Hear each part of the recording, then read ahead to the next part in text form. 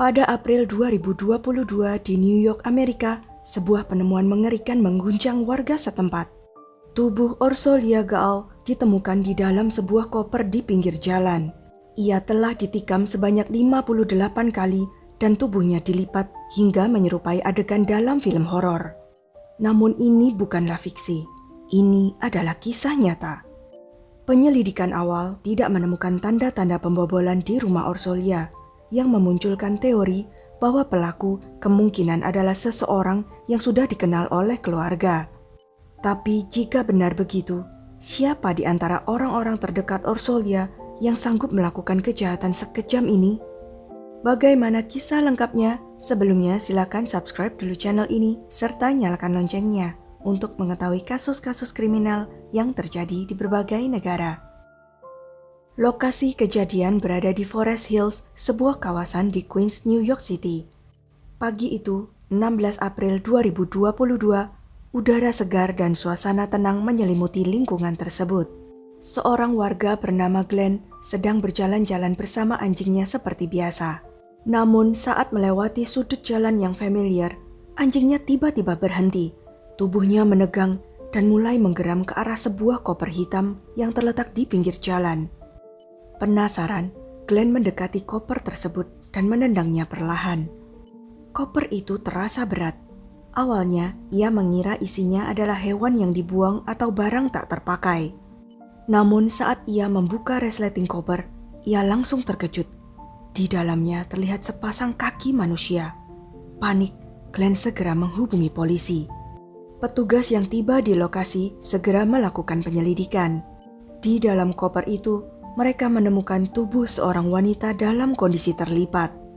Pemeriksaan awal menunjukkan bahwa korban mengalami banyak luka tusukan di bagian leher, dada, dan lengan. Total 58 luka. Ahli forensik memastikan bahwa korban telah meninggal sebelum tubuhnya dimasukkan ke dalam koper dengan paksa.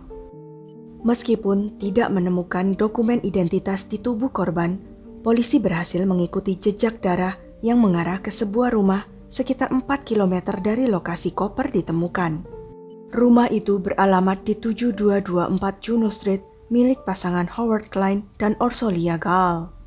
Saat polisi tiba, mereka mengetuk pintu berulang kali tetapi tidak ada jawaban. Mereka pun memeriksa bagian belakang rumah. Melalui jendela, polisi tidak melihat siapapun tetapi menemukan sesuatu yang mencurigakan. Noda darah di trotoar menuju pintu depan. Hal ini memperkuat dugaan bahwa korban adalah Orsolya Gaal dan bahwa kejahatan itu terjadi di dalam rumah. Karena tidak ada respon, polisi akhirnya terpaksa mendobrak masuk. Di dalam rumah, mereka menemukan jejak darah yang mengarah ke ruang bawah tanah. Sebuah pisau dapur juga ditemukan di sana, dikelilingi oleh bercak darah. Yang lebih mencurigakan, semua pintu dan jendela rumah terkunci dari dalam, tanpa tanda-tanda pembobolan. Barang-barang di dalam rumah pun tetap utuh, mengindikasikan bahwa peristiwa ini bukanlah perampokan. Di lantai atas, polisi menemukan Leo, anak bungsu Orsolya yang berusia 13 tahun. Ia masih mengenakan piyama dan tampak kebingungan seolah baru bangun tidur. Saat diinterogasi, Leo mengatakan bahwa ayahnya Howard dan kakaknya Jamie sedang berada di Oregon untuk mengunjungi kampus. Ia juga menyebutkan bahwa ibunya pergi ke konser pada malam sebelumnya, tetapi ia tidak tahu apakah sang ibu sudah kembali ke rumah. Karena masih ada banyak pertanyaan yang belum terjawab, polisi membawa Leo ke kantor untuk diperiksa lebih lanjut. Namun, setelah beberapa jam interogasi, mereka menyimpulkan bahwa Leo tidak terlibat dalam kejadian ini. Sementara itu, tim forensik berhasil mengidentifikasi korban sebagai Orsolya Gaal, seorang wanita berusia 51 tahun yang lahir pada 12 September 1970 di Hongaria. Sejak kecil, Orsolya memiliki kecintaan pada musik dan senang menjelajahi tempat-tempat baru. Pada tahun 1994, ia memperoleh gelar master di bidang administrasi bisnis internasional dari Budapest University of Technology and Economics. Sekitar waktu itu, ia bertemu dengan Howard Klein, seorang pria berusia 25 tahun yang bekerja di bank investasi di Budapest. Mereka jatuh cinta pada pandangan pertama, lalu berlibur ke Thailand bersama dan hubungan mereka semakin erat. Beberapa waktu kemudian, Orsolya dan Howard pindah ke New York untuk membangun karir mereka. Mereka menikah dan memulai kehidupan baru di Manhattan. Howard mendirikan perusahaan konsultasi keuangan kecil, sementara Orsolya memilih untuk menjadi ibu rumah tangga penuh waktu setelah kelahiran anak pertama mereka, Jamie. Setahun kemudian, Leo, anak kedua mereka, lahir. Seiring kesuksesan Howard, pada Agustus 2012, keluarga ini membeli rumah mewah 5 kamar di Forest Hills seharga 27 miliar rupiah. Kehidupan mereka tampak harmonis hingga tragedi ini terjadi. Saat menyelidiki lebih lanjut, polisi menemukan rekaman kamera CCTV yang merekam seseorang pria berpakaian serba hitam sedang menyeret koper hitam sekitar pukul 4:30 pagi. Ukuran dan bentuk koper itu sangat mirip dengan yang ditemukan di TKP, sehingga polisi menduga bahwa di dalamnya adalah tubuh Orsolya dan pria itu adalah pelaku utama. Sementara itu, polisi segera menghubungi Howard, suami korban, untuk menyampaikan berita buruk ini. Saat itu, Howard dan Jamie masih berada di Oregon untuk melihat kampus. Mendengar kabar istrinya tewas secara tragis, Howard langsung membatalkan semua rencana dan terbang kembali ke New York bersama Jamie pada hari yang sama. Setelah kembali ke rumah, Howard dan Jamie tampak sangat terpukul. Polisi segera memeriksa alibi mereka dengan melacak catatan perjalanan dan lokasi ponsel mereka. Dari rekaman yang ada, Howard sempat membuat postingan media sosial pada pukul 1:36 pagi di Portland, Oregon. Mengingat jarak dari Portland ke New York lebih dari 4.500 km dan penerbangan langsung pun memakan waktu setidaknya 5 jam, polisi memastikan bahwa Howard dan Jamie tidak mungkin berada di New York saat kejadian. Dengan bukti ini, mereka segera dicoret dari daftar tersangka. Namun ada petunjuk penting lainnya. Howard mengungkapkan bahwa pagi itu ia menerima serangkaian pesan mengancam dari ponsel Orsolya. Pesan itu berbunyi, "Istrimu pernah membuatku di penjara bertahun-tahun lalu. Sekarang aku kembali. Jangan hubungi polisi atau aku akan membunuh seluruh keluargamu. Kau yang berikutnya." Pesan ini diyakini dikirim oleh pelaku setelah membunuh Orsolya. Untuk mengungkap lebih lanjut, polisi mulai menggali kehidupan pribadi Orsolya. Dari penyelidikan mereka, terungkap bahwa pada Jumat malam, 15 April 2022, Orsolya memberitahu teman-temannya bahwa ia akan menonton opera di Lincoln Center, New York. Sekilas, malam itu tampak biasa saja bagi seorang wanita yang mencintai seni. Namun ketika polisi menelusuri riwayat panggilan dan pesan di ponselnya, mereka menemukan sesuatu yang mengejutkan. Pada malam itu, Orsolya ternyata telah menghubungi 3 pria berbeda yang bukan suaminya. Untuk kepentingan privasi, pihak kepolisian memutuskan untuk tidak mengungkapkan isi dari percakapan tersebut. Setelah menikmati pertunjukan opera, Orsolya Gaal naik kereta pulang ke Queens, tempat keluarganya tinggal. Sekitar pukul 23:30 malam, ia mampir ke Station House, sebuah bar kecil yang sudah menjadi langganan baginya. Menurut keterangan staf bar, Orsolya meninggalkan tempat itu sekitar pukul 12:20 dini hari pada hari Sabtu, tanpa menunjukkan tanda-tanda mencurigakan. Polisi memperkirakan ia tiba di rumahnya sekitar pukul 12:30, hanya 10 menit setelah keluar dari bar. Dari petunjuk yang terkumpul dan bukti-bukti yang ditemukan, muncul 2 kemungkinan. Apakah Orsolya sendiri yang membiarkan pelaku masuk ke dalam rumah, ataukah pelaku menggunakan kunci cadangan yang disembunyikan di area barbeque di halaman belakang? Apapun jawabannya, jelas bahwa pelaku adalah seseorang yang sangat dekat dengan Orsolya. Ia tahu lokasi kunci tersebut dan dapat dengan mudah memasuki ruang bawah tanah rumahnya. Kemungkinan besar terjadi konfrontasi di dalam rumah yang berujung pada pelaku mengambil pisau dapur dan menyerang Orsolya hingga tewas seketika. Setelah itu, pelaku sengaja menggunakan ponsel korban untuk mengirim pesan ancaman kepada suaminya Howard dengan tujuan menyesatkan penyelidikan. Tak berhenti sampai di situ, pelaku memasukkan jasad Orsolya ke dalam koper besar dan menyeretnya keluar rumah sekitar pukul 4:30 pagi.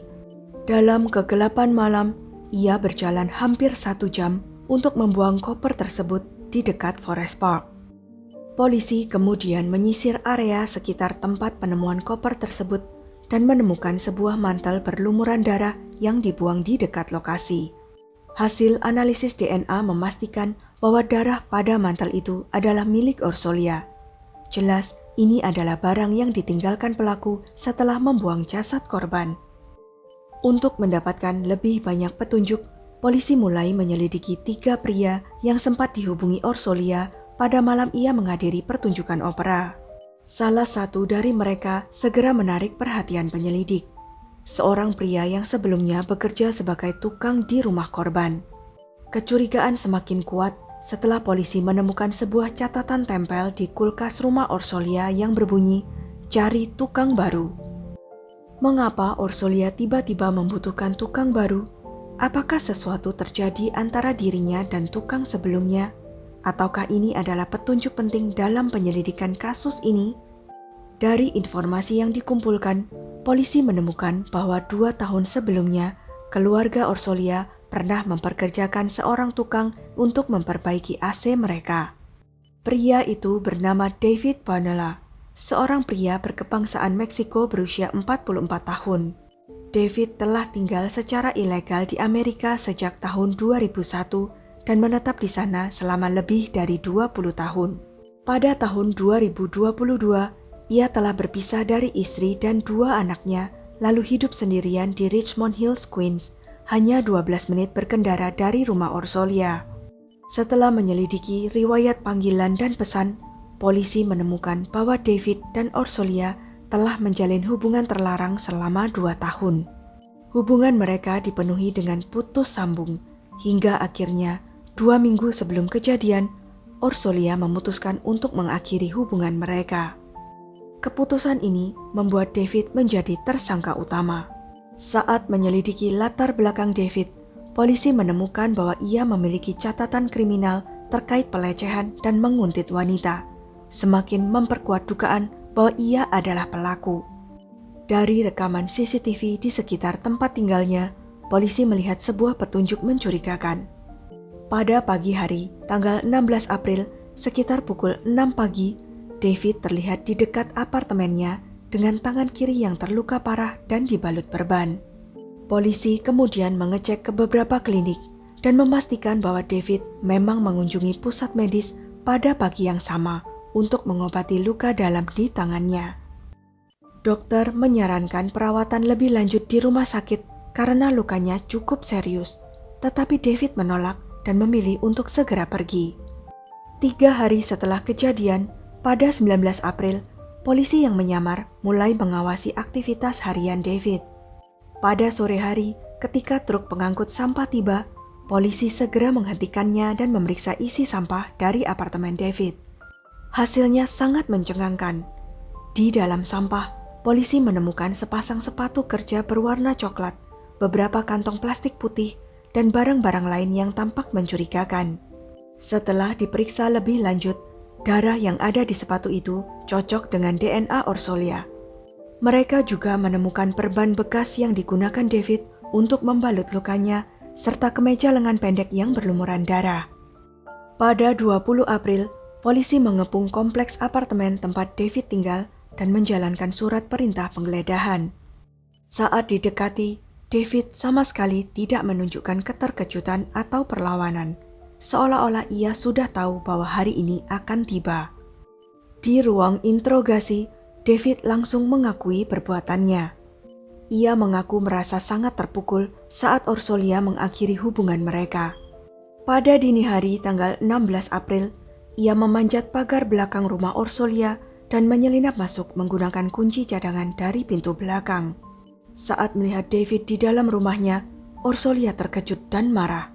Ia menegur David dengan keras, terutama karena putranya yang masih berusia 13 tahun sedang tidur di lantai atas. Untuk menghindari kebisingan, Orsolya membawa David ke ruang bawah tanah. Di sanalah semuanya berubah menjadi tragedi. Ketika Orsolya dengan tegas mengatakan, "Ini sudah berakhir David," Harga diri David hancur. Ia naik ke dapur, mengambil pisau, dan kembali ke ruang bawah tanah. Dalam kemarahan yang tidak terkendali, David menusuk Ursolia hingga 58 kali sampai ia berhenti bernafas. Setelahnya, sesuai dengan dugaan polisi, David menggunakan ponsel korban untuk mengirim pesan ancaman kepada suaminya Howard dengan harapan dapat mengalihkan perhatian penyelidikan. Kemudian, ia mencari koper di dalam rumah, melipat tubuh Ursolia agar muat di dalamnya, dan menyeret koper itu keluar untuk membuangnya di lokasi yang jauh. Namun yang mengejutkan, keesokan harinya David tiba-tiba mengubah keterangannya.